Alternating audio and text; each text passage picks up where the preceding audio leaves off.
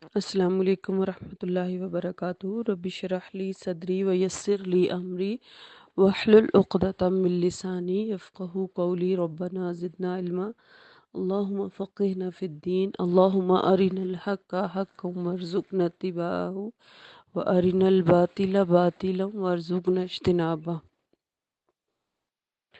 آیت نمبر 93 سورہ یوسف ہم پڑھ چکے۔ ہم نے گزشتہ آیات میں پڑھا کہ یوسف علیہ السلام نے جو ہے وہ اپنے بھائی بنیامین کو اپنے پاس روکا، اور پھر جب ان کے بھائی واپس گئے اور انہوں نے اپنے والد کو بتایا یعقوب علیہ السلام کو کہ بنیامین چوری کے جرم میں مصر میں روک لیے گئے ہیں، تو یعقوب علیہ السلام جو ہیں وہ بہت زیادہ روئے اور بہت دکھ ہوا انہیں، لیکن انہوں نے پھر یہی کہا کہ فصبر جمیل، میں صبر ہی اچھا کروں گا اور بہترین صبر کروں گا۔ اور پھر انہوں نے اپنے رب سے آہ و بکا کی کہ میرا دوسرا بیٹا بھی جو ہے وہ مجھ سے دور ہو گیا، اور پھر بڑا بیٹا جو دوسرے بیٹوں میں سے تھا اس کی بھی پریشانی تھی۔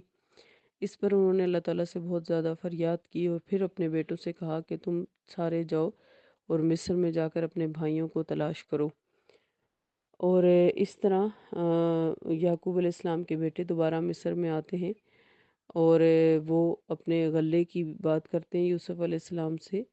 پھر یوسف علیہ السلام جو ہیں وہ انہیں بتاتے ہیں کہ وہ ہی یوسف ہیں، اور ان کو یہ بھی کہتے ہیں کہ تمہیں کچھ یاد بھی ہے کہ تم نے میرے ساتھ کیا کیا تھا۔ اس سارے موقع پر یوسف علیہ السلام جو ہیں وہ اپنے بھائیوں کو نہ صرف اپنی پہچان کرواتے ہیں بلکہ انہیں معاف بھی کر دیتے ہیں۔ اور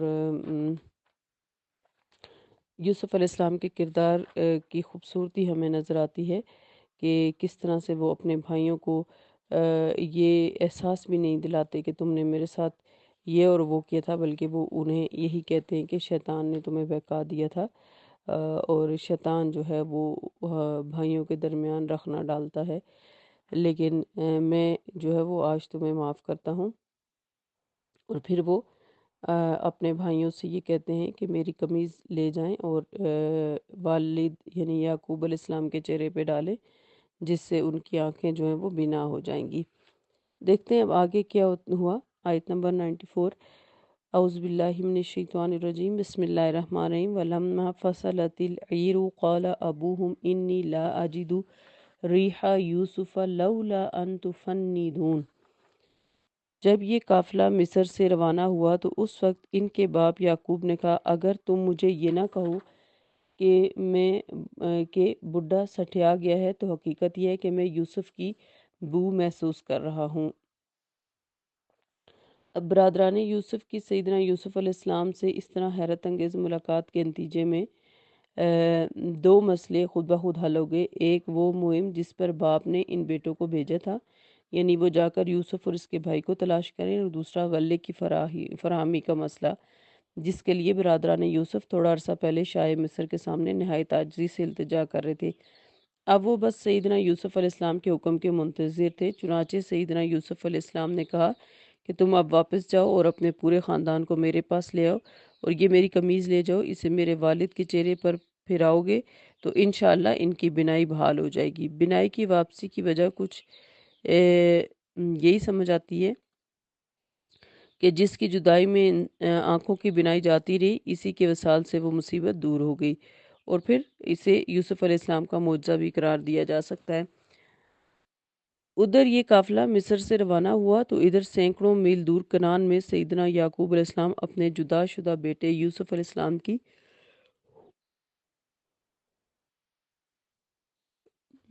السلام کی خوشبو محسوس کرنے لگے،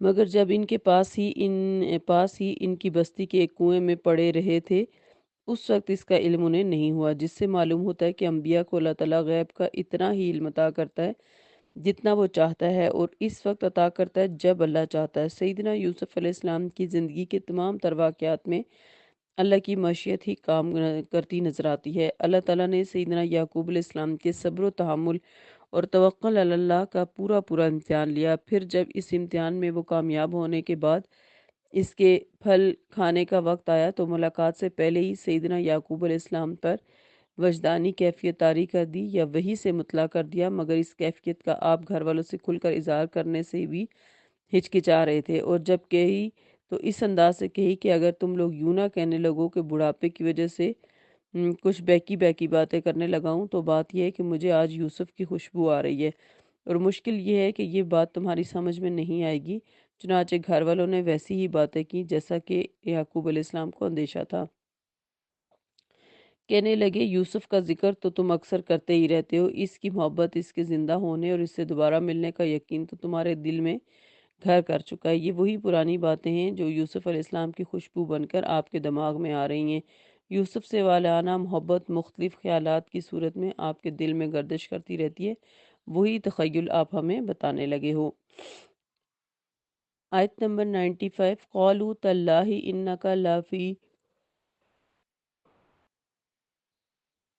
قَالُوا تَاللَّهِ إِنَّكَ لَفِي ضَلَالِكَ الْقَدِيمِ۔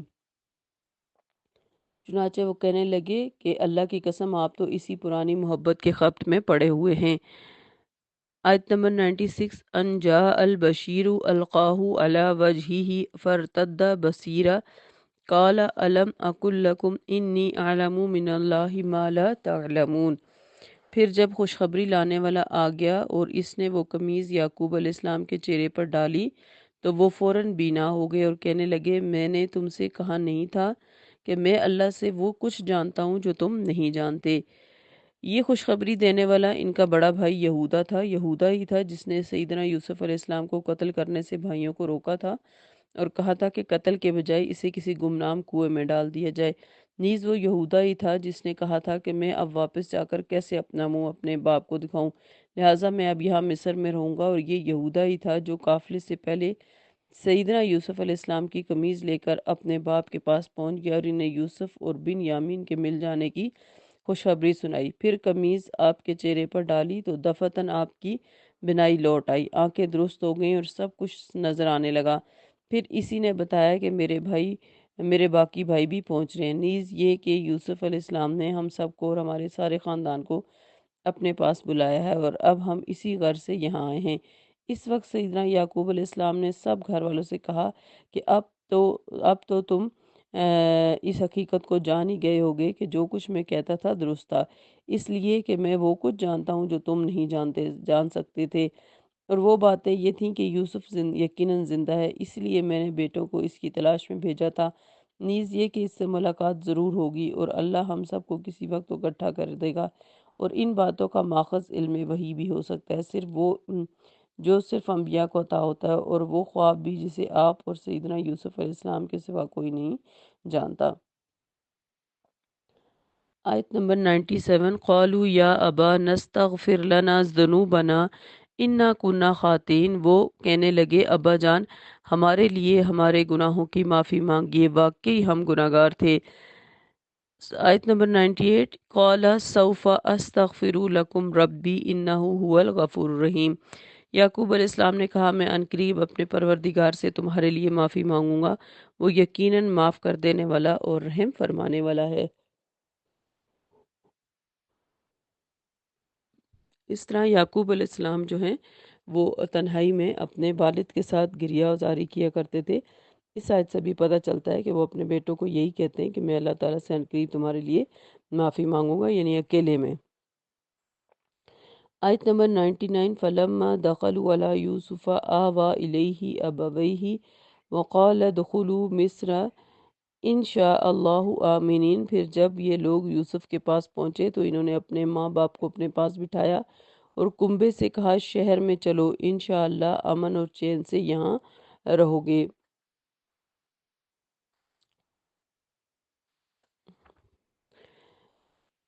اب یہ یہاں اس آیت سے پتہ چلتا ہے کہ خاندان یعقوب مصر پہنچ گیا، یعنی جب سیدنا یوسف علیہ السلام کا سارا خاندان جو 68 یعنی 68 افراد پر مشتمل تھا کنعان سے روانہ ہو کر مصر پہنچا تو سیدنا یوسف علیہ السلام بڑے بڑے آیان سلطنت اور فوجی افسران کو ساتھ لے کر اپنے باپ اور اہل خانہ کے استقبال کے لیے نکلے اور پورے یعنی آپ کہہ سکتے ہیں کہ پورے پروٹوکول کے ساتھ انہیں دارالسلطنت میں لائے اور یہ دن جشن کا دن تھا۔ عورتیں، مرد، بچے سب اس جلوس کو دیکھنے کے لیے اکٹھے ہو گئے تھے اور سارے ملک میں خوشی کی لہر دوڑ گئی۔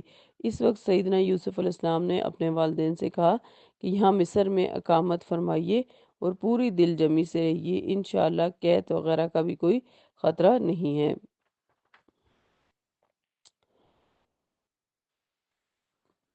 آیت نمبر 100 وَرَفَعَ أَبَوَيْهِ عَلَى الْعَرْشِ وَخَرُّوا لَهُ سُجَّدًا وَقَالَ يَا أَبَتِ هَذَا تَأْوِيلُ رُؤْيَايَ مِنْ قَبْلُ قَدْ جَعَلَهَا رَبِّي حَقًّا وَقَدْ أَحْسَنَ بِي إِذَا أَخْرَجَنِي مِنَ السِّجْنِ وَجَاءَ بِكُم مِّنَ الْبَدْوِ من بعد أن نزغ الشیطان بینی و بین اخوتی ان ربی لطیف لما یشاء انہ هو العلیم الحکیم۔ اور یوسف نے اپنے والدین کو اٹھا کر اپنے ساتھ تخت پر بٹھایا اور وہ یوسف کے آگے سجدے میں گر گئے۔ یوسف نے کہا ابا جان، یہ ہے میرے اس خواب کی تعبیر جو میں نے بہت پہلے دیکھا تھا۔ اللہ نے اس کو حقیقت بنا دیا۔ اس نے اس وقت بھی مجھ پر احسان کیا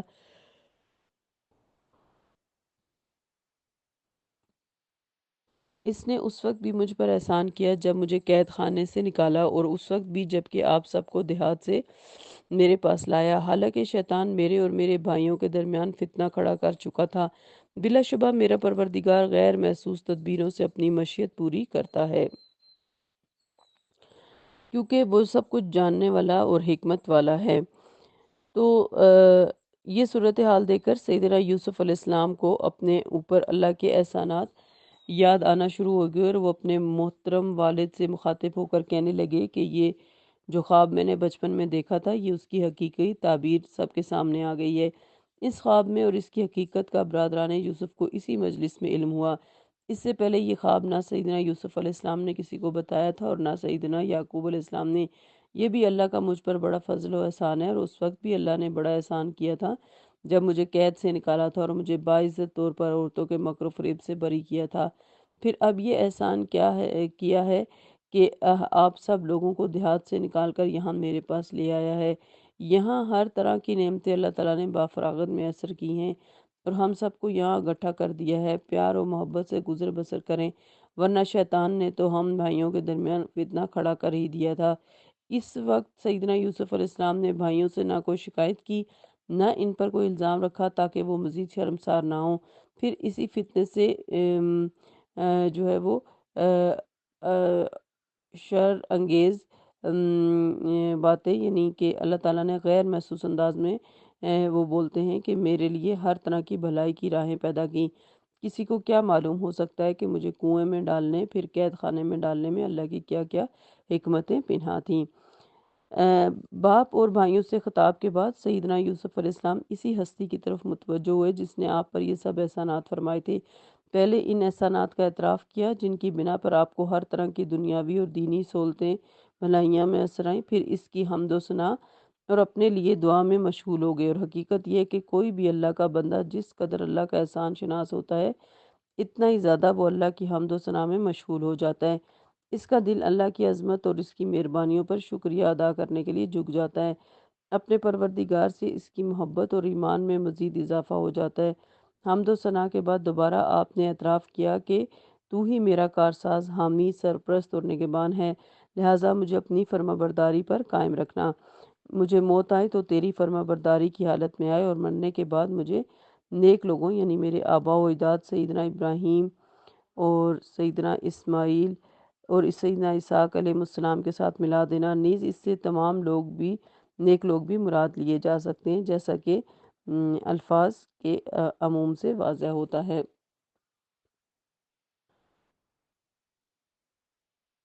آیت نمبر 101 ربی قد آتیتنی من الملک وعلمتنی من التأویل الاحادیث فاطر السماوات والارض انت ولی فی الدنیا والآخرہ توفنی مسلما والحقنی بالصالحین۔ اے میرے پروردگار، تو نے مجھے حکومت بھی عطا کی اور خوابوں کی تعبیر بھی سکھائی۔ تو آسمانوں اور زمین کو پیدا کرنے والا ہے، اور تو ہی دنیا اور آخرت میں میرا سرپرست ہے۔ اسلام پر میرا خاتمہ کر اور مجھے نیک لوگوں کے ساتھ شامل فرما۔ تو ہم دیکھ رہے ہیں کہ یوسف علیہ السلام جو ہیں وہ اللہ تعالیٰ کے احسانات کو یاد کر کے بہت ہی خوبصورت دعا اللہ تعالیٰ سے مانگ رہے ہیں۔ آپ بھی اس دعا کو ضرور یاد کریں اور ہمیشہ یہ دعا اللہ تعالیٰ سے مانگتے رہیں کہ فاطر السماوات والارض انت ولی فی الدنیا والآخرہ توفنی مسلما والحقنی بالصالحین، کہ یہاں پر یہ یوسف علیہ السلام کہہ رہے ہیں کہ اللہ تو ہی دنیا اور آخرت میں میرا سرپرست ہے، اسلام پر میرا خاتمہ کر اور مجھے نیک لوگوں کے ساتھ ملا دے۔ یعنی جب تک سیدنا یعقوب علیہ السلام زندہ رہے، سیدنا یوسف علیہ السلام حکومت کرتے رہے، لیکن جب والد فوت ہو گئے تو آپ اپنی مرضی سے اقتدار سے دستبردار ہو گئے۔ سیدنا یعقوب علیہ السلام نے اپنی وفات کے وقت اپنے بیٹوں کو جو وصیتیں کی تھیں، ان کا ذکر سورہ بقرہ میں گزر چکا ہے، اور ان میں یہ بھی ایک بات تھی کہ میری میت کو شام لے جا کر وہاں آباء و اجداد کے ساتھ دفن کرنا۔ چنانچہ سیدنا یوسف علیہ السلام نے خود انہیں دفن کرنے کے لیے شام لایا اور تدفین کے بعد واپس چلے گئے۔ ایک دفعہ سیدنا یوسف علیہ السلام نے فرمایا کہ ایک زمانہ آئے گا جب بنی اسرائیل مصر سے نکل جائیں گے، اس وقت وہ میری میت کو ساتھ لے جائیں گے۔ چنانچہ تقریباً 500 سال بعد جب سیدنا موسیٰ علیہ السلام بنی اسرائیل کو لے کر مصر سے روانہ ہوئے تو سیدنا یوسف علیہ السلام کا تابوت بھی ساتھ لے گئے۔ یہاں پر یہ بات بھی کلیئر کرنا ضروری ہے کہ بعض مفسرین نے یہ بھی لکھا ہے کہ زلیخا بعد میں مسلمان ہو گئی تھی اور سیدنا یوسف علیہ السلام نے ان سے نکاح کر لیا تھا، لیکن جس قدر تکلف اور تسنن سے اسرائیلی روایات سے کھینچ تان کر یہ بات ثابت کرنے کی کوشش کی گئی، اسی سے معلوم ہوتا ہے کہ اس میں حقیقت کا حصہ کس قدر ہو سکتا ہے۔ قرآن اور حدیث اس کے بارے میں مطلق خاموش ہیں۔ ویسے بھی کسی پیغمبر کے شایان نشان نہیں ہوتا کہ وہ زلیخا جیسی حیا باختہ اور مکر و فریب کرنے والی عورت سے نکاح کرے، اس لیے اس قسم کی کوئی بھی چیز قرآن اور حدیث سے پتہ نہیں چلتی کہ زلیخا کے ساتھ کیا معاملہ ہوا تھا۔ آیت نمبر 102، ذالک من انباء الغیب نوحیہ الیک وما کنت لدیہم اذ اجمعوا امرہم وہم یمکرون۔